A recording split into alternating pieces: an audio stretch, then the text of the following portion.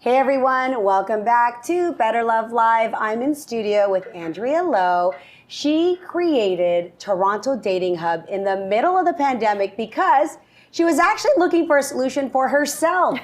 She is single, and we are going to be talking about single dating as a millennial, specifically in Toronto. So, welcome, Andrea. Thank you. What's it like to be dating as a single millennial in Toronto? And I don't know if you want to tell the audience, are you still in your 20s, your early 30s? You look like you're still in high school, but like... Why, thank you. I'm in my 30s. You're in your 30s, yes. Okay. So what's it been like dating in Toronto as a millennial? I mean, pre-pandemic or during the pandemic? Let's talk about pre and during. I think, pre or during, I mean, one of the top challenges is figuring out, for example, which dating app to use. As you know, I feel like Tinder is known for like the hookup app, and yes. Hinge and Bumble have a better rap, Okay. Did you try Tinder though? I've tried everything just to, do my research as well, and just so I don't like to knock things before trying. I always like, you know what, I'm gonna give it a chance and try everything. But of course, you have this like the endless and mindless swiping, right? Or people who honestly like ghost you, right? And we talk about ghosting all the time, right? And I get ghosted. Has it happened to you? Of course.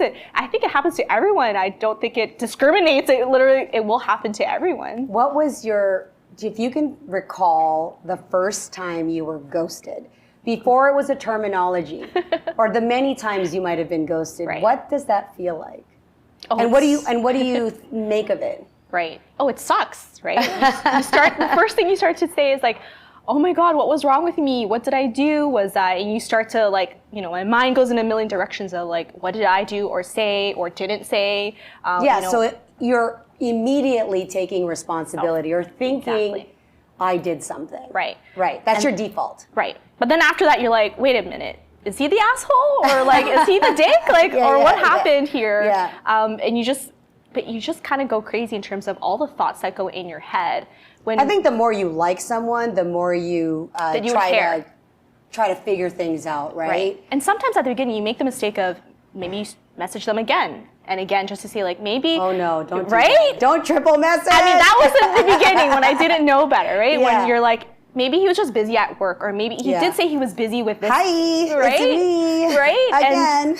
And this was before I knew better. Right. And then now you just know, to be honest, that there's a group out there who are just unavailable. Got it. And they're not committed. Has that ever happened? And I don't know if your parents are watching, and you don't have to answer. Do you think people get ghosted based on your friends or what you've heard, because you run a dating business, mm-hmm. that ghosting happens more after sex?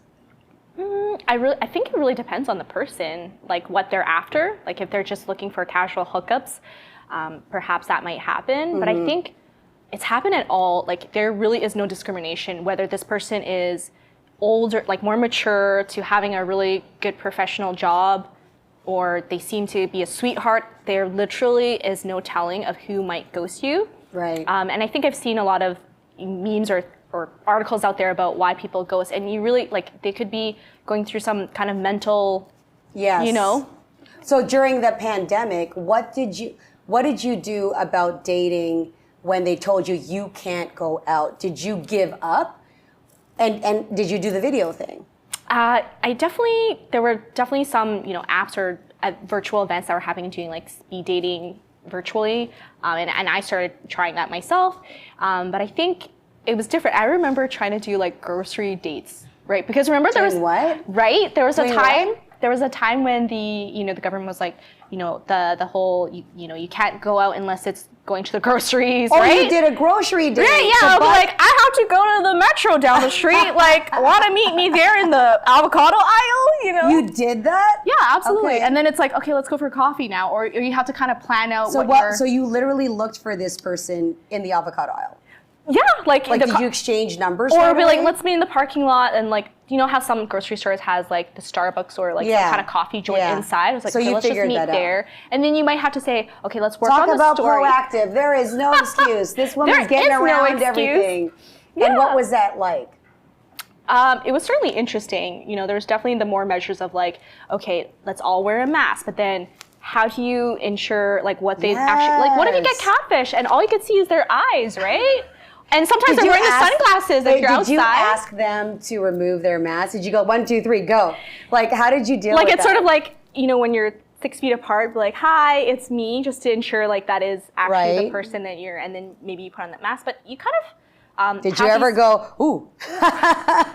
Thank God. Usually what I do, to be honest, if you're meeting someone like on the apps, before you meet, you should literally do a video call, to be honest. That's when you don't get surprised. Was that your prerequisite? Did you do video calls all the time?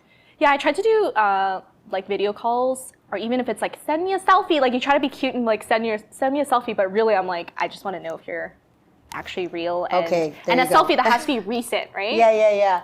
So what about their background? How much did you like pay attention to? This guy's in his bathroom, you look around, it's like, oh, does he live in a box? Like, how much did that play a role in video dating?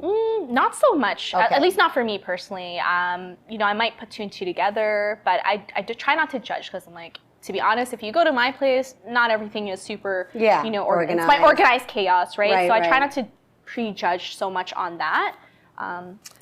Do you feel that you could make a connection on video? Like, did you ever feel like you went on video, you met them in person, and you had the wrong vibe about them?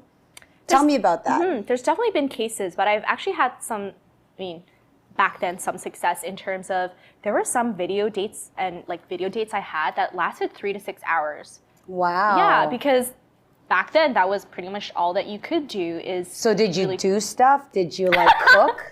Or was it just one-to-one with him? Oh, that's what you mean by do stuff. Okay. Well, oh God, no. Hello. Yes. I mean, we can talk about video sexting, but not here. Exactly. No, so honestly, some of those, we were just talking and going through like some of our life experiences, whether it's talking about our travel stories to, you know, do you have siblings? Tell me some like funny stories. And when you are really just enjoying each other's company and conversation, and maybe you're, you know, cuddling up on the couch but apart, you just really, you can form these emotional bonds.